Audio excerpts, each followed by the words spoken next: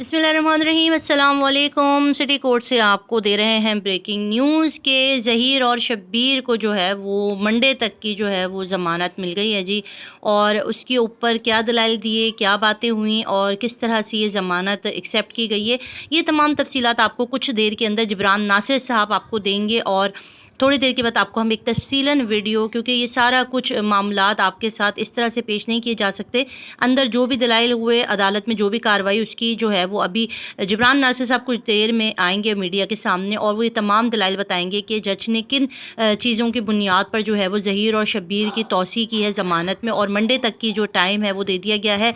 अच्छा जी, अभी तक एमएलओ के ऊपर जो है वो समाअत जारी है, वो अभी तक नहीं आया है। उसके ऊपर जो भी फ़ैसला आएगा वो भी बहुत अहम है और उसको भी मंज़र-ए-आम पे आना ज़रूरी है। बहुत सारे लोग इस चीज़ को लेके थोड़ी सी खफगी का इज़हार करेंगे कि दोबारा से ज़मानत क्यों दी गई है। तो इसके ऊपर जो भी चीज़ें अभी सामने आएँगी, ज़ाहिर-सी बात है काफ़ी दलाइल दिए गए और काफ़ी बातें हुई, तो वो सब कुछ जो है वो जब तक अंदर से जिब्रान नासिर साहब आपको अपनी कुछ चीज़ें होती हैं लीगली उसके तरीके से बताएँगे तो वो ज़्यादा बेहतर है।